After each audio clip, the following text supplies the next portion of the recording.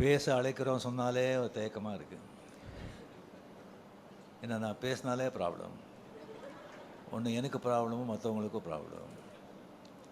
ஏதாவது வந்து கழுப்பிட்டே இருப்பாங்க, ஏதாவது பேசிகிட்டே இருப்பாங்க. நான் சும்மா இருந்தால் இவர் என்ன பேசவே மாட்டேங்கிறாங்க, வாயில் என்ன கொலைக்கட்டே வச்சுருக்காரா அப்படின்னு சொல்லி கலாட்டா பண்ணுவாங்க, கிண்டல் பண்ணுவாங்க. பேசுனா இப்போ பேசு அப்படின்னு சொல்லுவாங்க. மற்றவங்க வந்து இவர் பேசாமல் இவர் பேசியிருக்கக்கூடாது அப்படின்னு சொல்லுவாங்க. ஸோ என்ன பண்ணுறது?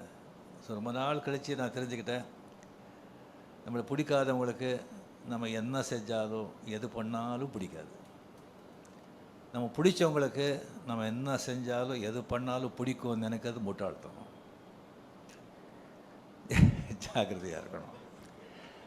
இந்த விழாவுக்கு வந்திருக்கிற கலைப்புலி தானு சார் அவர்களே, தமிழ்குமரன் அவர்களே, கண்ணன் அவர்களே, மதுரை செல்வம் அவர்களே, சிம்ரன்ஜி அண்ட் பத்திரிகை நண்பர்கள் அனைவருக்குமே என்னுடைய அன்பார்ந்த வணக்கங்கள். முக்கியமாக வந்து கமல்ஹாசன் சார் அவர்கள் அண்ட் அஸ்வத் மாரிமுத்து.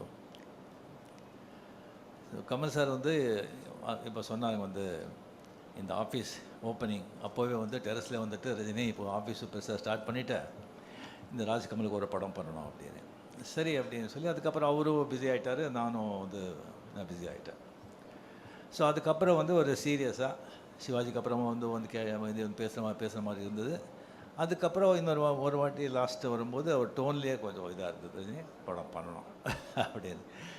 சரி சார் நம்ம பண்ணலாம் அப்படின்னு சொல்லிட்டு இது வந்து டைரக்டர் வந்து ஆக்சுவலாக பார்த்திங்கன்னா அஸ்வத் மாரிமுத்து வந்து இது 4வது டைரக்டர். ஃபஸ்ட்டு நம்ம பண்ணும்போது ரவிக்குமார் ஃபிக்ஸ் பண்ணியிருந்தோம். சரி அது வந்து சரியாக திஸ்டிங் வரலன்னு சொல்லி அப்படியே வந்து இதாகிடுச்சு.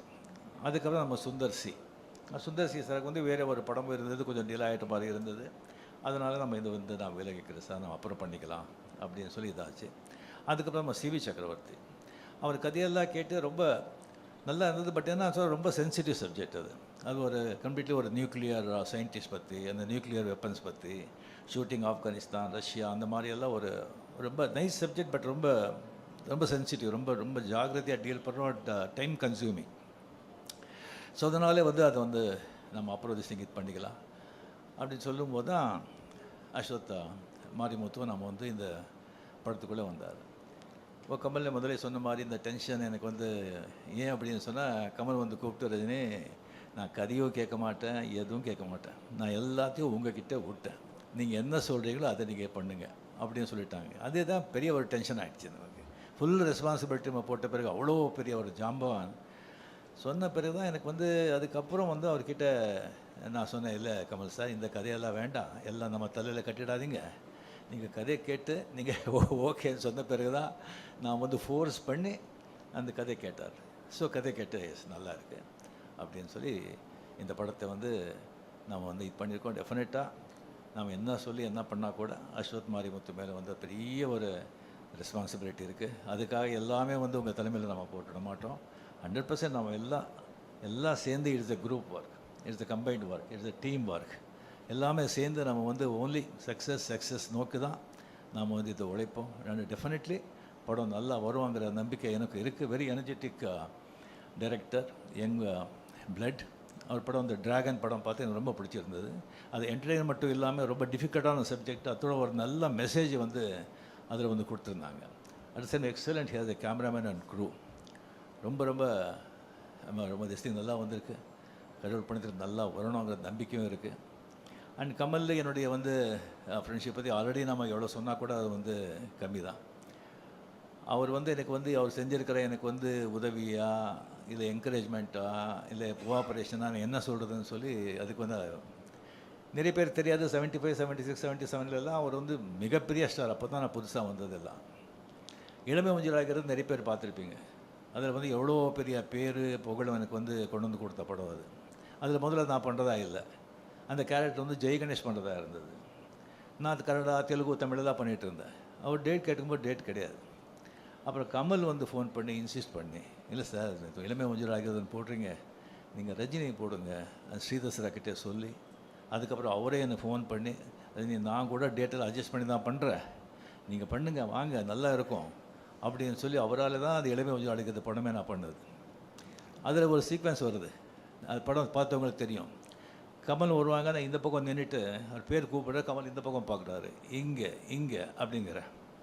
இன்னும் ஒரு வருதுக்கு முன்னாலே வந்து நான் டேரக்டர் சார் ஸ்ரீதர் சார் கிட்ட பேசும்போது நான் இப்படி பண்ணுறேன்னு சொல்லும்போது, சரி நல்லா இருக்குது, பட் கமல் ஒன்றும் தப்பாக நினைக்க மாட்டாரா அப்படின்னு கேட்டார். இல்லை சார் டெஃபினட்டாக நினைக்க மாட்டாருன்னு. சரி பார்க்கலாம். சரி வந்து வந்தாங்க கமல் இப்படி வந்து நான் வந்து சொல்லிட்டு இங்கே இங்கே கமல் ரஜினி சூப்பர் அப்படின்னு சொன்னார். So sir we appreciated so much, எவ்வளோ அண்டர்ஸ்டாண்டிங் இருக்குது, ஸோ நைஸ் அப்படின்னு. ஸோ ஈவன் அந்த ஆடுபுலி ஆட்டம், அது படம் பார்த்தவங்களுக்கு தெரியும். வந்து ஒரு மோட்டர் பைக்கில் வந்து ஷேவ் பண்ணிகிட்ருப்போம். ஷேவ் பண்ணிகிட்டு இருக்கும்போது வந்து இன்ஸ்பெக்டர் வந்து இன்ஸ்பெக்டர் வந்து வந்துடுவான், போலீஸ் வந்துடுவோம்.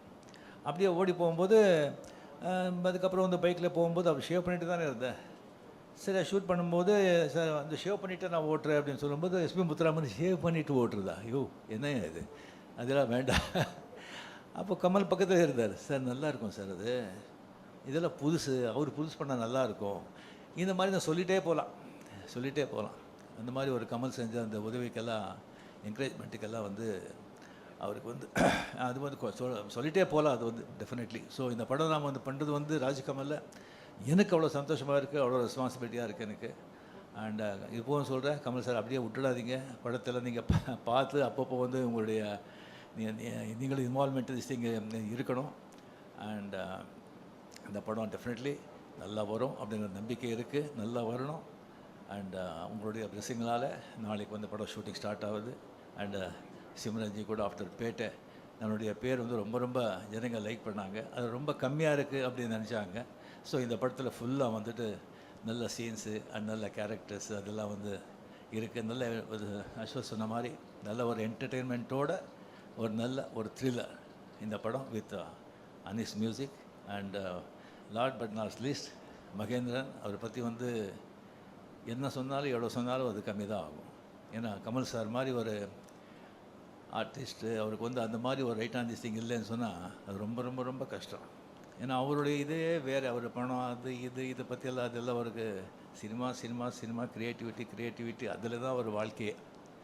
அதுக்கு வந்து கரெக்டாக வந்துட்டு அவர் போக்கில் விடாமல் கொஞ்சம் பிடிக்கிறதுக்கு மகேந்திரன் அந்த மாதிரி அவர் கிடைச்சது எனக்கு மிக சந்தோஷம்.